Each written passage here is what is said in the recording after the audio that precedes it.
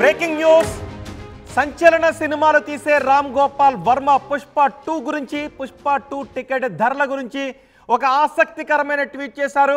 Pushpa 2 ticket ధరలు సామాన్యుడికి అందనంతగా ఉన్నాయని ఆరోపణలు వస్తున్న నేపథ్యంలో ఆయన పుష్ప 2 టికెట్ ధరల గురించి ఒక పిట్ట కథ రూపంలో చెప్పారు. సుబ్బారావు హోటల్ గురించి అని కోట్ చేస్తూ పుష్ప 2 ఇడ్లీలు అంటూ ఆయన ఒక పెద్ద కథను రాస్తూ చెప్పారు. రామ్ గోపాల్ వర్మ పుష్ప 2 టికెట్ల గురించి ఏం కథ రాశారో, ఏం చెప్పారో, ఏం వ్యంగ్యంగా చెప్పారో ఇప్పుడు నేను మీకు చెప్పబోతున్నాను. పుష్ప 2 ఇడ్లీలు, పుష్ప 2 ఇడ్లీలు. సుబ్బారావు అనే ఒకడు ఒక ఇడ్లీ హోటల్ పెట్టి ప్లేట్ ఇడ్లీల ధరను 1000 రూపాయలుగా పెట్టాడు. సుబ్బారావు అంత ధర పెట్టడానికి కారణం వాడి ఇడ్లీలు మిగతా వాళ్ళ ఇడ్లీల కంటే చాలా గొప్పవని నమ్ముతాడు. కానీ కస్టమర్ సుబ్బారావు ఇడ్లీలు అంత వర్త్ అనిపించకపోతే వాడు సుబ్బారావు హోటల్కి వెళ్ళడు. దాంతో నష్టపోయేది సుబ్బారావు ఒక్కడే తప్ప ఇంకెవరూ కాదు. సో సుబ్బారావు ఇడ్లీల ధర సామాన్య ప్రజలకు అందుబాటులో లేదు అని ఎవరైనా ఏడిస్తే అది 7 స్టార్ హోటల్ సామాన్యులకు అందుబాటులో లేదు అని ఏడ్చినంత వెర్రితనం. ఒకవేళ 7 స్టార్ హోటల్లో యాంబియన్స్కి మనం ధర చెల్లిస్తున్నామని వాదిస్తే పుష్ప 2 విషయంలో ఆ 7 స్టార్ క్వాలిటీ అనేది ఆ సినిమాయే. డెమోక్రాటిక్ క్యాపిటలిజం అనేది క్లాస్ డిఫరెన్స్ మీదే పనిచేస్తుందని, ప్రోడక్ట్స్ లాగే సినిమాలు కూడా లాభాల కోసమే నిర్మించబడతాయి, అంతేకాని ప్రజాసేవ కోసం మాత్రం కాదు అంటూ ఆయన రాశారు.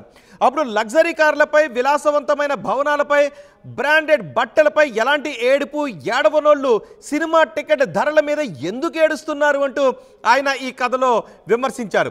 ఎంటర్టైన్మెంట్ నిత్యావసరమా, ఇడ్లీలు, తిండి, బట్టలు ఈ మూడింటి కంటే ఎక్కువ అవసరం అంటూ ఆయన ప్రశ్న కూడా వేశారు. అలా అయితే ఈ 3 నిత్యావసరాల ధరలు బ్రాండింగ్ ఉన్నప్పుడు ఆకాశాన్ని తాకుతూ ఉంటే ఆకాశం లాంటి పుష్ప 2 సినిమాకి ఇప్పుడు పెట్టిన రేట్లు కూడా తక్కువే అంటూ రామ్ గోపాల్ వర్మ ఈ కథలో పేర్కొన్నారు. అలా అనుకొని వారు చూడటం మానేయొచ్చు, లేదా తర్వాత రేట్లు తగ్గాక చూడొచ్చు కదా అంటూ ఆయన ఒక సలహా సూచన కూడా చేశారు. మళ్ళీ సుబ్బారావు హోటల్ చైన్ విషయానికి వస్తే ఇడ్లీ ధర ఇప్పటికే వర్కౌట్ అయిపోయింది. దానికి ప్రూఫ్ ఏంటంటే సుబ్బారావు ఏ హోటల్లో కూడా కూర్చునే సీటు దొరకడం లేదు, అన్ని సీట్లు ఇప్పటికే బుక్ అయిపోయాయి అంటూ రామ్ గోపాల్ వర్మ సుబ్బారావు హోటల్లో ఇడ్లీల ధరలను పోల్చుతూ పుష్ప 2 టికెట్ ధరలను గురించి ఒక కథ రూపంలో రామ్ గోపాల్ వర్మ చెప్పారు.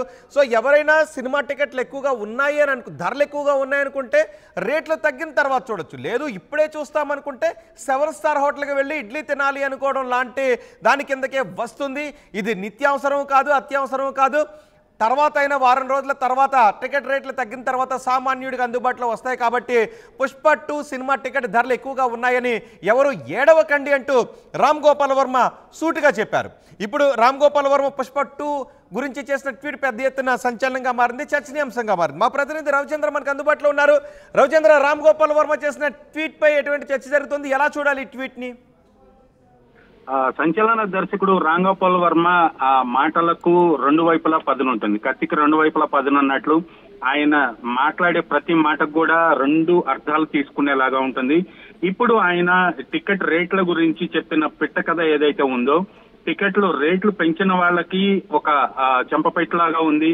అలాగే టికెట్ రేట్లు ఎక్కువ ఉన్నాయని భావిస్తున్న ప్రేక్షకులు ఎవరైతే ఉన్నారో వాళ్ళకు కూడా ఒక సలహా సూచన ఇచ్చాడు. రేట్లు తగ్గినాక చూసుకోవచ్చు కదా, సినిమా ఏమన్నా నిత్యావసరమా, ఎంటర్టైన్మెంట్ అంతా అత్యవసరమా, ఇవాళ చూడకపోతే ఏమన్నా అవుద్దా, ఇల్లు, తిండి, బట్ట ఇవి నిత్యావసరాలు, వాటికి ఎంత ఎక్కువ ఖర్చు పెట్టాల్సి వచ్చినా కూడా పెడుతున్నారు.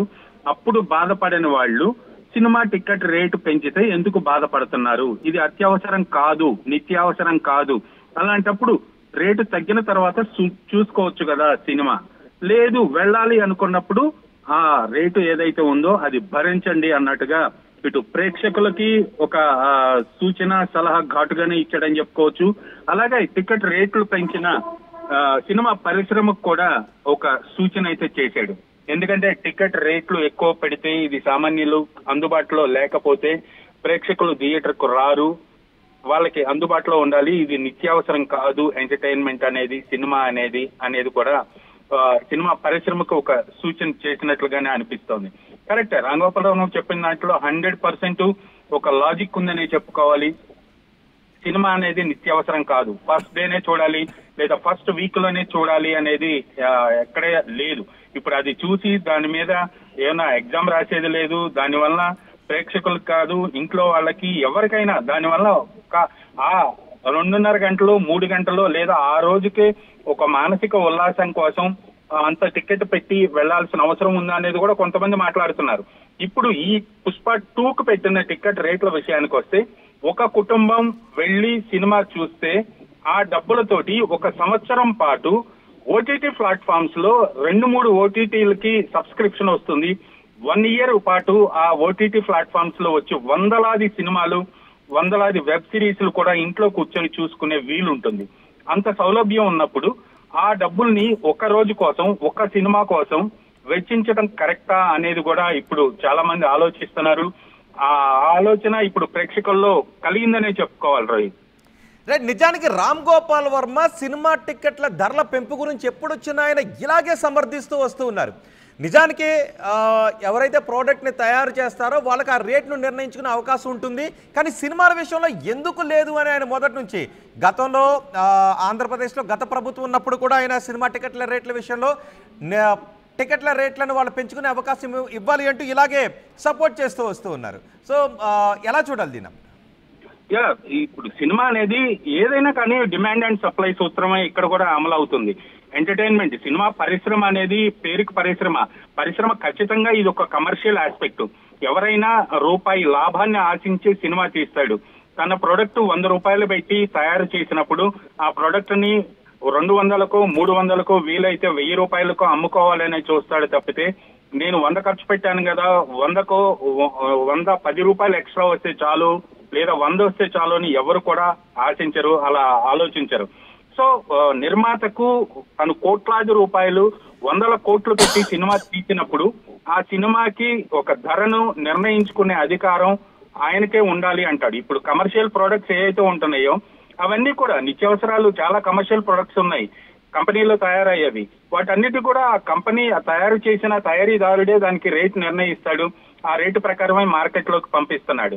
ఒక రైతు పండించే ధాన్యానికో లేదా వీటికి తను ధరను నిర్ణయించుకోలేడు. దానికి కూడా గవర్నమెంట్ ఒక ధర అంటూ నిర్ణయిస్తుంది కానీ తను నిర్ణయించుకోలేడు. కమర్షియల్ ప్రొడక్ట్స్ ఏవైతే ఉన్నాయో వాటన్నిటికి కూడా తయారు చేసిన తయారీదారుడు, కంపెనీ ఓనరే ఒక ధర నిర్ణయిస్తాడు. అలాగే సినిమాని కూడా తను తయారు చేసిన సినిమాకి తను ధరను నిర్ణయించుకునే అధికారం నిర్మాతకు కావాలి అనేది రామ్ గోపాల్ వర్మ వాదన. ఎందుకంటే ఇక్కడ కూడా డిమాండ్ అండ్ సప్లై. ఏ హీరోకి సక్సెస్లు ఉన్నాయి, ఏ హీరోకి క్రేజ్ ఉంటే ఆ హీరో కాల్ షీట్ల కోసం ట్రై చేస్తారు నిర్మాత. ఆయనకి కోట్లాది రూపాయల రెమ్యూనరేషన్ ఇచ్చి ఆ హీరోని బుక్ చేసుకుంటాడు. అలాగే క్రేజ్ ఉన్న డైరెక్టర్ ను బుక్ చేసుకుంటారు. సక్సెస్ పర్సంటేజ్ ఎక్కువ ఉన్న డైరెక్టర్ ను బుక్ చేసుకుంటారు, హీరోయిన్ ని తీసుకుంటారు. ఇలాగా డిమాండ్ సప్లై. ఇక్కడ ఎవరికైతే క్రేజ్ ఉందో వాళ్ళకి అత్యధిక పారితోషికాలు ఇచ్చి వాళ్ళ డేట్లు తీసుకొని ఒక ప్రోడక్ట్ ని తయారు చేసినప్పుడు ఆ ప్రోడక్ట్ ని అమ్ముకునే అధికారం నిర్మాతకు ఉంటుంది. దానికి నిర్ణయించుకునే ధర కూడా నిర్మాతకే ఉండాలి అనేది రామ్ గోపాల్ వర్మ వాదన. ఇది ఎసెన్షియల్ కాదు, నిత్యావసరం కాదు. అలాంటప్పుడు ప్రేక్షకులు కూడా ఆ ఖర్చు విషయంలో లేదా ఆ ధర విషయంలో ఆలోచించి ఆచితూచి వ్యవహరించాలనేది రామ్ గోపాల్ వర్మ సూచనగా కనిపిస్తోంది. రైట్ రవిచంద్ర, రామ్ గోపాల్ వర్మ ట్వీట్ పై తెలుగు రాష్ట్రాల ప్రజలుగా మీ అభిప్రాయం ఏంటి? కమెంట్ బాక్స్ లో తెలియచేయండి. టికెట్ రేట్లు పెంచడాన్ని మీరు సమర్థిస్తున్నారా? రామ్ గోపాల్ వర్మ టికెట్ రేట్లను పెంచడాన్ని ఆయన సమర్థిస్తున్నారు. సుబ్బారావు 2 ఇడ్లీలతో ఆయన పోల్చారు. 5 స్టార్ హోటల్తో పోల్చారు. ఎవరైతే మ్యానుఫ్యాక్చర్ ఉంటాడో తను తయారు చేసిన ప్రోడక్ట్ని ఎండ్ యూజర్కి ఎంతకు అమ్మాలో ఎంఆర్పి ధరను నిర్ణయించుకునే అవకాశం ఒక మ్యానుఫ్యాక్చరర్కి ఉన్నట్టే ఇక్కడ నిర్మాతకు కూడా తన ప్రోడక్ట్ను ఎంతకు ఎండ్ యూజర్కి అమ్మాలి అనే విషయం ఆయన స్వతంత్రానికి వదిలేసేయాలి, ట్యాక్సులు చెల్లిస్తారు కదా అనే ఉద్దేశంలో రామ్ గోపాల్ వర్మ మాట్లాడుతున్నారు. అంతేకాదు ఇది నిత్యావసరం కాదు, అత్యవసరం కాదు, ఇది సమాజంపై ధరలు ఎక్కువగా ఉన్నంత మాత్రాన ఎవరిపైన ప్రభావం పడే అవకాశం ఉండదు. కాబట్టి ధరలు తగ్గిన తర్వాత ఒక వారం రోజుల్లోనూ 10 రోజుల్లోనూ ధరలు తగ్గుతాయి. ఆ తర్వాత ఎవరైతే ఈ 10 రోజుల్లోనూ సామాన్యులని ఎవరైతే చెప్తున్నారో వాళ్ళు ఆ తర్వాతనే ధరలు తగ్గిన తర్వాతైనా చూడొచ్చు.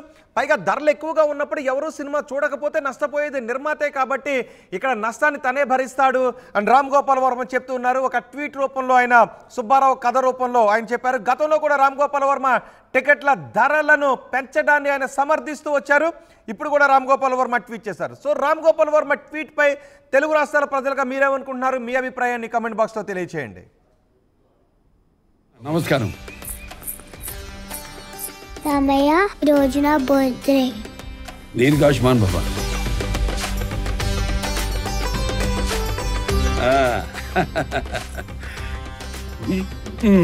ఎందుకన్నయ్యా బంగారం? మీ ఆశీర్వాదం చాలు. బంగారం అంటే ఖర్చు కాదమ్మా, భవిష్యత్తు సంపద. ఆడపిల్ల వయసుతో పాటు దీని విలువ పెరుగుతుంది. అమ్మాయికి ఐశ్వర్యమైన అందమైన బంగారమే. బాయ్ చెప్పు మామయ్య. బాయ్. ఆ ఐశ్వర్యాన్ని మీకు నమ్మకంగా అందిస్తుంది వేగా జ్యువెలర్స్. వేగా జ్యువెలర్స్, వెలలేని వైభోగం, తరుగులేని నమ్మకం.